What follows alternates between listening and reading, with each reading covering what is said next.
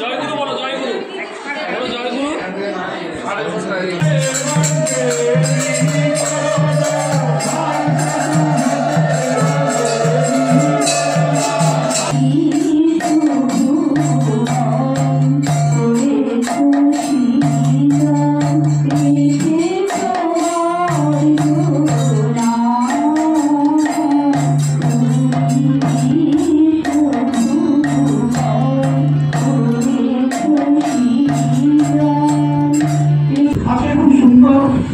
কয়েকটা গান শুনলাম, তার থেকে আমি একটু শিক্ষা পেলাম। সেই শিক্ষার কথা আত্মস্থ করবার চেষ্টা করছি। সর্বশেষ যে কীর্তনটি শুনলাম, সেই কীর্তনে ইষ্টের প্রতি আমাদের শুদ্ধ বিশ্বাসের কথা বলা হয়েছে।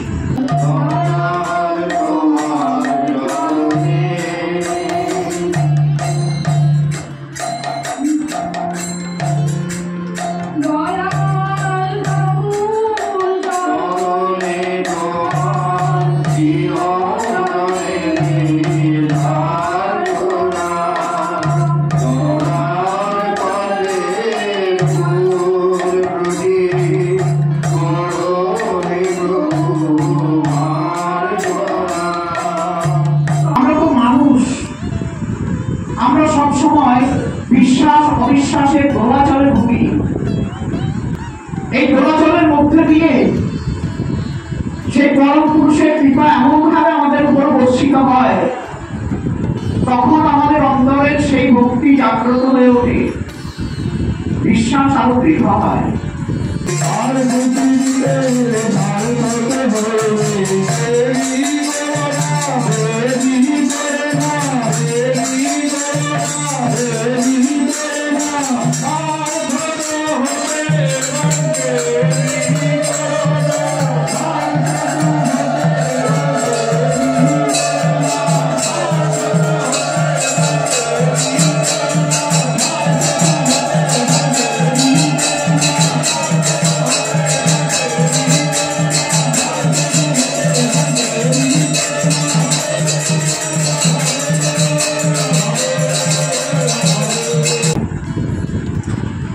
সেই দৃঢ় বিশ্বাসের কথা, সেই সত্যলব্ধ অভিজ্ঞতার কথা আপনাদের সঙ্গে আমি উপস্থাপন করছি। সত্য, আমরা আমাদের মেয়েদের 3 বন্ধু এবং তাদের বাবা মা সমুদ্র তীরবর্তী একটি মনোরম স্থানে ভ্রমণের উদ্দেশ্যে 4 দিন ভ্রমণের উদ্দেশ্যে গিয়েছিলাম। পরিকল্পনা করা হওয়ার পর জানতে পারলাম আমাদের কয়েকজন গুরু ভাই এবং গুরু ভগিনী তারাও যাচ্ছেন। তো তখন থেকে মনের মধ্যে একটা আফসোস হলো যে যদি আমি আমার গুরু ভ্রাতা ভগিনীদের সঙ্গে যেতে পারতাম তাহলে কি ভালোই না হতো। সবসময় ঠাকুরের স্থানে থাকতে পারতাম, তার নাম গান করতে পারতাম, সকাল এবং সন্ধ্যায় প্রার্থনা করতে পারতাম, ইষ্ট প্রসঙ্গ করতে পারতাম।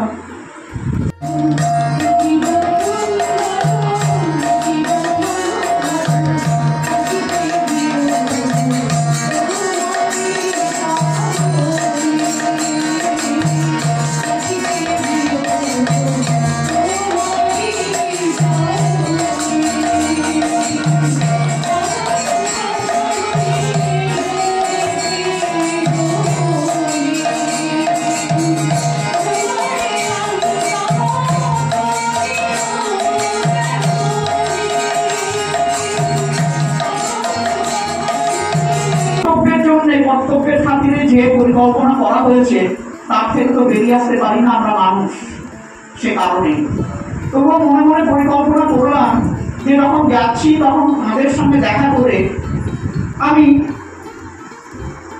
সেই আশ্রমে গিয়ে আমার পরম প্রেমময় ঠাকুরকে প্রণাম করে আসবো।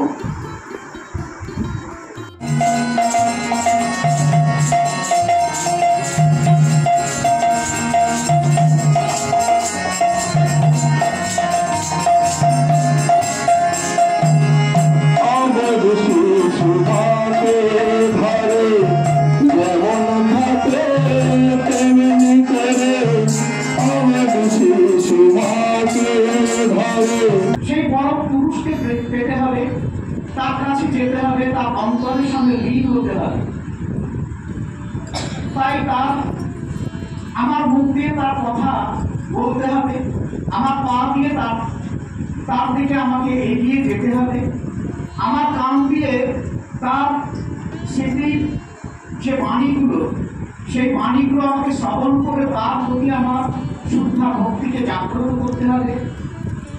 আমার অন্তঃস্থলের সমস্ত ভক্তি এইভাবে আমার পঞ্চইন্দ্রিয়ের মাধ্যমে আমি যখন সম্পূর্ণ করতে পারবো, তখন আমি আমার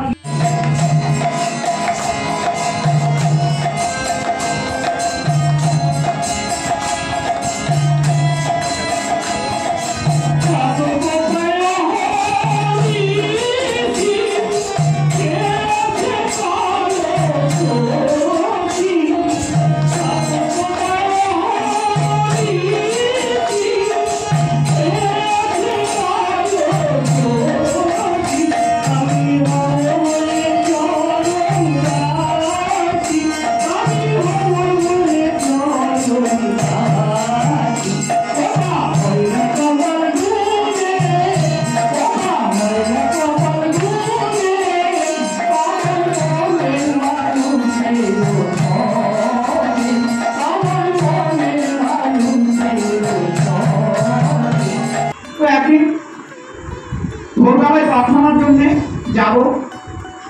সময় মতো আমি হোটেলের যে কেয়ারটেকার তাকে বললাম যে ভাই, আগামীকাল আমরা এই 5টা 10-15 একটু বেরিয়ে যাব, ভোরের প্রার্থনায় সৎসঙ্গে যাব, সৎসঙ্গ বিহারে, তুমি ভাই তোমাদের গেটটা একটু খুলে দিও। সে তৎক্ষণাৎ আমাকে ডিনাই করে দিল। আমি বলবো না, খুলতে পারবো না, আমাদের শুতে অনেক দেরি হয়, 2-2:30 বেরিয়ে যায়, ঘুম নামবে না।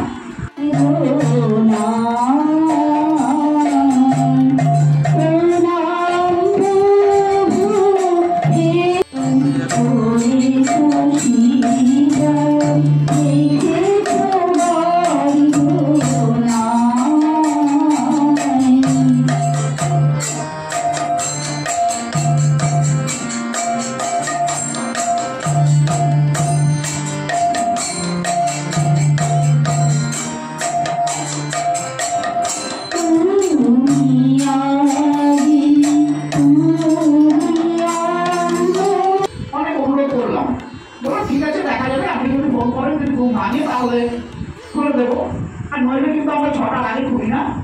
হ্যাঁ, আপনি কি করবেন জানি না। এরকম ভাবে সে আমাকে, আমার স্ত্রী আমাকে দুজনকে খুব রূঢ় ভাষায় বললো, মনে মনে খুব আক্ষেপ হলো, দুশ্চিন্তাও হচ্ছে যে এইভাবে বললো, তার কি কাকুর কাছে যেতে পারবো না ছোটবেলায়। তবুও আমার স্ত্রী বললো যে দেখো, কোনো অসুবিধা হবে না, ঠাকুর যখন আছেন তখন ঠিক কোনো ব্যবস্থা করে দেবে, আমরা ঠিক বেরিয়ে যেতে পারবো, ঠিক 5:30টায় বেরিয়ে যেতে পারবো। 5:49 সেখানে প্রভাব প্রার্থনার সময়, যেহেতু 10 মিনিট সময় লাগবে, 40-45-এর মধ্যে পৌঁছে যাবো। তো সেই বিশ্বাস আমার স্ত্রী আমাকে দান করলেন।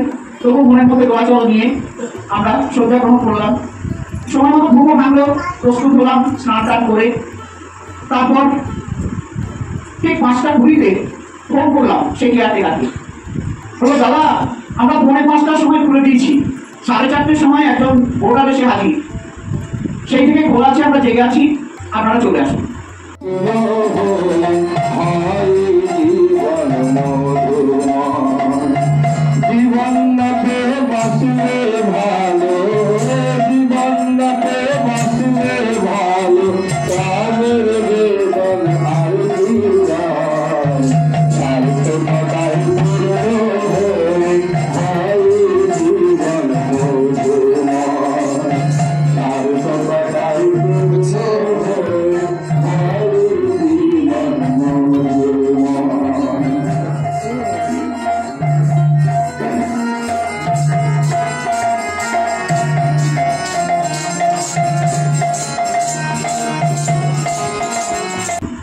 ঠাকুরের যে অভাব কৃপা, আমাদের মনটা পরিপূর্ণ হয়ে গেল।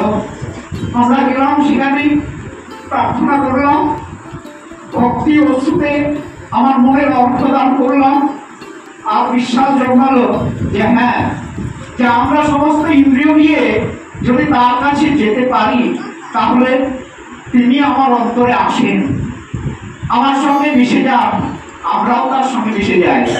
তাই তার প্রেম আমাদের সঙ্গে মিশে যায়, আমরাও তার প্রেমে লীন হয়ে যাই। এভাবেই ঠাকুরের কৃপায় সকল একাত্ম হয়ে উঠি। আসুন আমরা শুদ্ধ বিশ্বাসে, শুদ্ধ ভক্তি নিয়ে, জয় গুরুর নাম নিয়ে তার দিকে এগিয়ে যাই। জয় গুরু।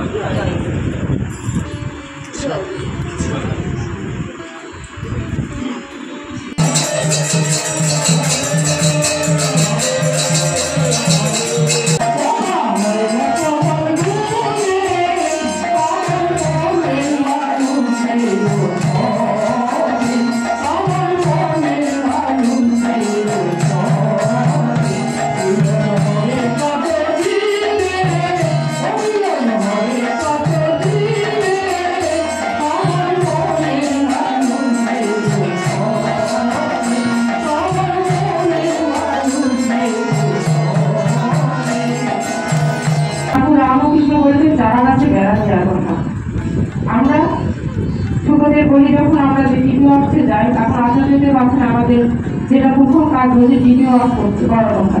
তো আমরা যাই, বিভিন্ন জায়গায় টিভি অফ যাই, দেখি যখন দীক্ষার কথা বলি, মা আপনার দীক্ষা হয়েছে, তা বলে না দীক্ষা হয়নি। তার দীক্ষা নেওয়ার কথা যখন বলি, সময় হলে নেব, তো বলি যখন যে মা আর কবে সময় হবে, সময় তো একটা দিন করে শেষের দিকে যাচ্ছে। তো এরকম অনেকে হয়তো দ্বিতীয় অংশের একটা ঘটনা আমি বলি। কিছুদিন আগে একটা বাড়িতে গেলাম, দ্বিতীয় অংশে গেছি, কথা বলছি মায়ের সাথে। তো এরকম কথা বলতে বলতে পাশে তার বৌমা আছে, মায়েরা সব গিয়েছেন, মায়েরা আছেন এখানে, দোকানে আছেন, খাওয়া দাওয়া ছিল। তো এরকম ওই মাটা বললো কি, মানে দ্বিতীয় অংশে গেলে যে তার মূল কাজ ঠাকুরের চরণে কেউ আসতে চায় না, অন্যভাবে ভালো থাকতে চায়, মানে শৃঙ্খলাবদ্ধ হয়ে ঠাকুরের নিয়ম নীতির মধ্যে দিয়ে না গিয়ে। তো সেই মা, আমরা গেছি কিছু মা ওই বাড়িতে, এক বালতি জল এনে গেটের মধ্যে ঢেলে দিল, বলে এখন আসা যাবে না, আসলে জলে পিয়ে পাচ্ছি।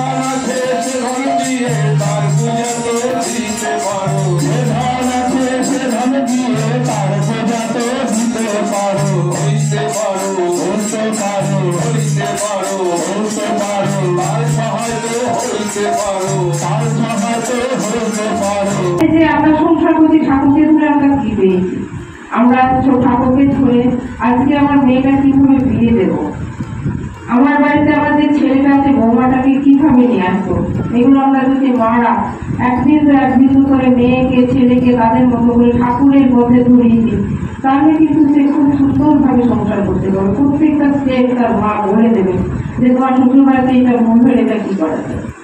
তো এরকম একটা মা বিয়ে দেওয়ার পর তার মেয়েকে শ্বশুর বাড়ি যায়, যখন শ্বশুর বাড়ি যাচ্ছে তো মা বাবা দুইজনেই মেয়েকে শিখাচ্ছে যে শ্বশুর বাড়ি যাচ্ছ দেখবা যেন আমাদের মুখ না হাসে, শ্বশুর শাশুড়ি যেমন বলে দেবে সেরকম ভাবে কাজ করবে।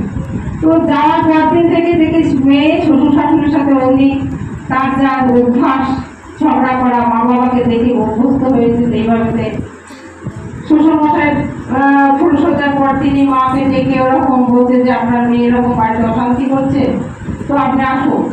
তো বাবা গিয়েছে, বাবা তো মুখ রাখে না, তখন সেইভাবে তাই যখন মেয়েকে নিয়েছে তখন বাড়িতে বকাবকি করছে যে তোমাকে এতবার বলা হলো যে তুমি শ্বশুর বাড়িতে গেলে শ্বশুর শাশুড়িকে মেনে চলবে। তো ছোট থেকে যা না শিখাবো, আজকে ছোট বাচ্চাটা আমার নাতি, সেদিন আমরা কানে শুনলাম, সেদিন যখন আমরা ঠাকুর বাড়িতে নিবেদন দিলাম যে আমার এরকম হবে, সেদিন থেকে তার নামে ইষ্টভীতি করা, তাকে ইষ্টের দিকে ঠেলে দেয়। কিন্তু ওই মেয়েটাকে যে মা শিখিয়ে পাঠাচ্ছে সেই দিন বিয়ে যেদিন যায়, তো সে কি শিখবে, কিছু শিকার থাকে না। তাই আমি আমার বাড়ির নাতি থেকে দিই, যেরকম সবাইকে দেখি গুরু ভাই গুরুরা যায় বলে জয় গুরু, আমার খুব আনন্দের মন হয়ে যায়।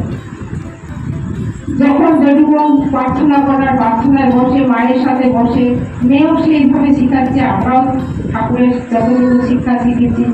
তো ওই মেয়েটা যখন আসে বাপের বাড়িতে, মা জিজ্ঞেস করে তোমাকে এত করে বললাম শ্বশুর বাড়ি গেলে যদি একটু কথা শুনতে, আমার বাবার মুখ আসতো না। তখন মেয়ে তখন বাবাকে বলছে সারা জীবন ধরে আজকে আমি 25 বছর ধরে তোমাদের এই ঝগড়া শান্তি দেখছি, একদিন আমি যেটা কি করে পরিবর্তন করবো।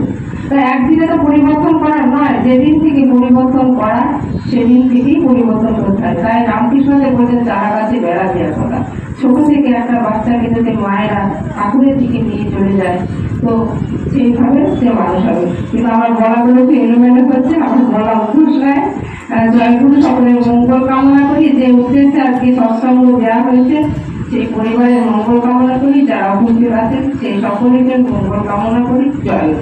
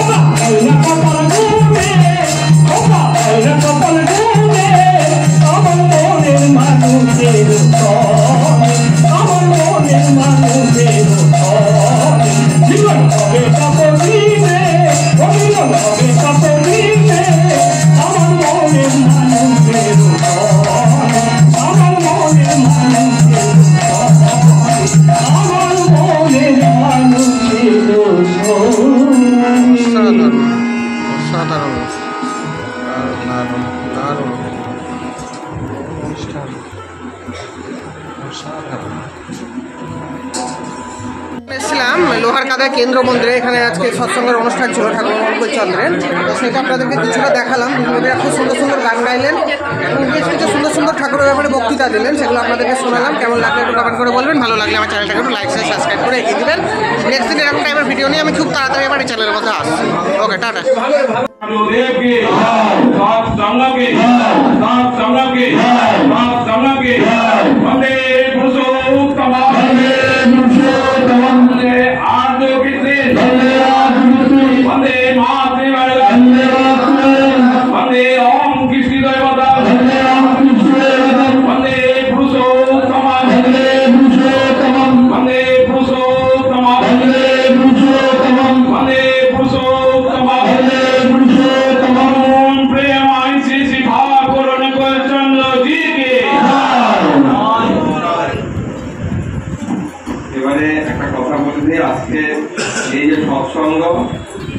এই সৎসঙ্গের আয়োজন করেছেন আমাদের শ্রদ্ধেয় রবীন মন্ডলদা এবং তার পরিবার। সকলে তারা প্রতি বছর ঠিক চৈত্র মাসে পয়লা বৈশাখের আগে এভাবে সৎসঙ্গের আয়োজন করেন। সেই অনুযায়ী এবছরও সে আয়োজন। সকলে তাদের পরিবারের মঙ্গল প্রার্থনা করবেন। পরমদাস ঠাকুরের শ্রী চরণে জয় গুরু।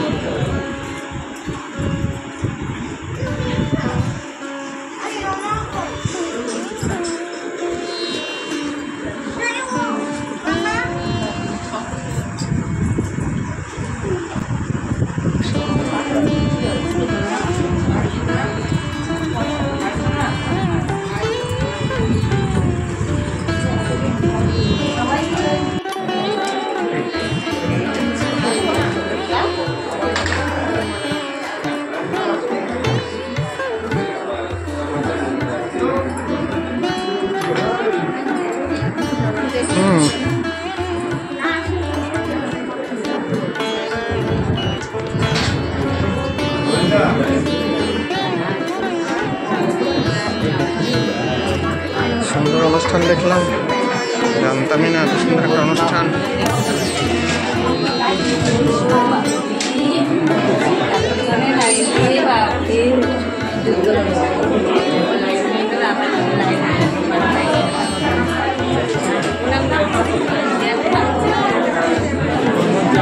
দারুণ অনুষ্ঠান, ভালো কথা।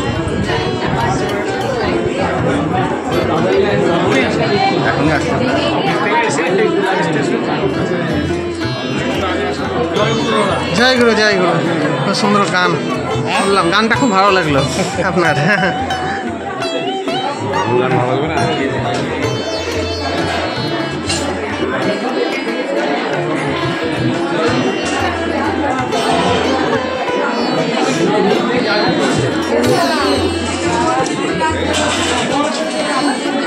বং প্রেমে পাবেন।